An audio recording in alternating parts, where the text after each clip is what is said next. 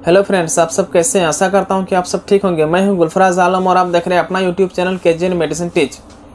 चलिए आज हम लोग मेडिकल लैंग्वेज में कुछ कॉमन वर्ड्स के बारे में जानेंगे जो डॉक्टर द्वारा लिखी गई पर्ची में होते हैं, जैसे या डॉक्टर द्वारा दी गई प्रिस्क्रिप्शन में लिखे जाते हैं, जैसे TDS, QID, OD, SOS, CO, C/O और भी कई अन्य वर्ड्स के बारे में जानेंगे जो डॉक्टर द्वारा लिखे गई प्रिस्क्रिप्शन में होते हैं। आप लोगों से निवेदन है कि वीडियो को लाइक एवं चैनल को सब्सक्राइब जरूर करें ताकि इसी प्रकार के मेडिसिन रिलेटेड वीडियो सबसे पहले आप वीडियो में बने रहने के लिए धन्यवाद फ्रेंड्स। चलिए सबसे पहले जानते हैं कि अगर दवाई के प्रिस्क्रिप्शन में मेडिसिन के बाद TDS लिखा होता है तो उसका मतलब क्या होता है।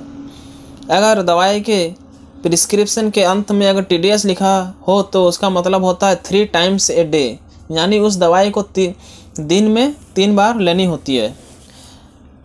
अगर मेडिसिन के बाद BID लिखा हो या BD लिखा हो तो उसे दिन में 2 बार लेना होता है। अगर मेडिसिन के बाद OD लिखा हो तो उस मेडिसिन को दिन में 1 बार लेनी होती है। अगर कोई मेडिसिन के बाद QD लिखा हो तो हर दिन लेनी होती है जब तक कि डॉक्टर मेडिसिन को बंद ना करें। अगर किसी मेडिसिन के बाद QID अगर लिखा हो तो उसे दिन में 4 बार लेनी होती है। डॉक्टर कई मेडिसिन के बाद SOS भी लिखता है जिसका मतलब होता है ज़रूरत जब हो तभी लें। कुछ मेडिसिन जैसे पेन किलर, फीवर की दवाई, पैरासीटामोल, उसमें भी ये लिखते हैं, यानी जब आपको बुखार हो या कुछ दर्द हो उसी टाइम लेनी होती है। HS और BT का मतलब होता है रात में सोने से पहले और डिनर के बाद, यानी कि आपको जो मेडिसिन है उसको रात में सोने से पहले लेनी होती है और डिनर करने के बाद लेनी होती है। चलिए आप BBF के बारे में जान लेते हैं। BBF का मतलब क्या होता है। BBF का मतलब होता है खाली पेट खाना होता है दवाई को, और PC का मतलब होता है खाने के बाद, और SC का मतलब होता है कि दवाई को दोपहर के भोजन के पहले लेनी होती है। एग्जामिनेशन के लिए भी डॉक्टर कई बार प्रिस्क्रिप्शन में लिखते हैं, जैसे BP का मतलब होता है ब्लड प्रेशर, BSF का मतलब होता है ब्लड शुगर फास्टिंग, USG का मतलब होता है अल्ट्रासाउंड या सोनोग्राफी, CXR भी कई बार पेशेंट के प्रिस्क्रिप्शन में लिखते हैं। इसका मतलब होता है चेस्ट एक्सरे, यानी आपको छाती की एक्सरे करवानी होती है। आपकी जो दवाई की पर्ची होती है उसमें ऊपर में C/O लिखा होता है तो उसका मतलब होता है कि कंप्लेंट ऑफ, यानी आपने जो डॉक्टर को बताया कि बुखार हो रही है, वोमिटिंग हो रही है या लूज मोशन हो रही है तो डॉक्टर उसे CO करके लिख देते हैं। कंप्लेंट ऑफ का मतलब कि आपको जो डॉक्टर को कंप्लेंट ऑफ का मतलब होता है कि जो आपने डॉक्टर को बताया।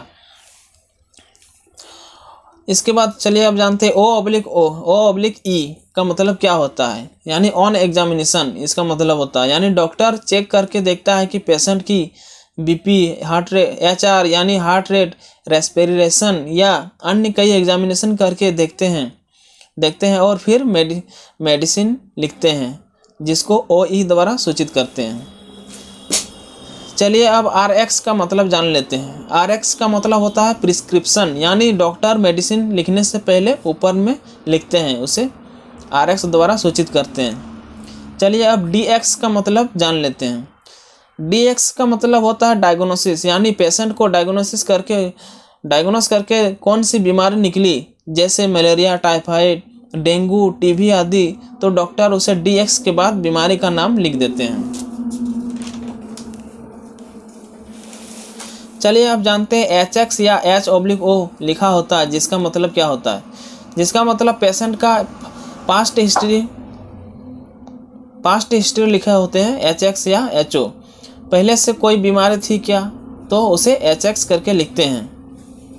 चलिए आप सैंपल के बारे में जान लेते हैं, यानी सैंपल का फुल फॉर्म क्या होता है, जो अक्सर डॉक्टर पेशेंट को पूछते हैं।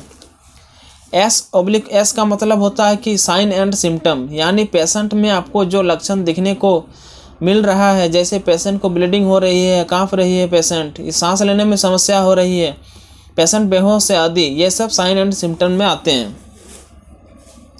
चलिए अब ए से जान लेते हैं।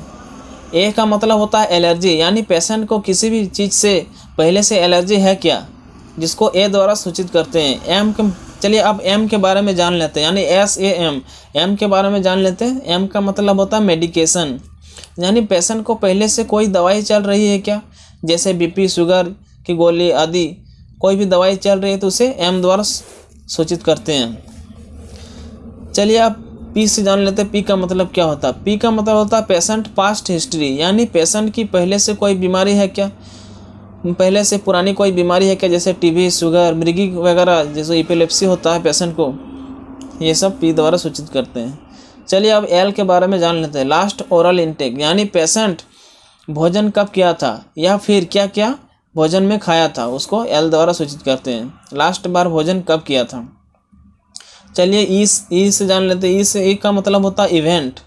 इवेंट का मतलब होता है ये घटना कैसे घटी या फिर कितने बजे घटी, यानी पेशेंट में जो समस्या हो रही है वो कैसे हुई, कितने बजे हुई, बस ई से इसका मतलब होता है।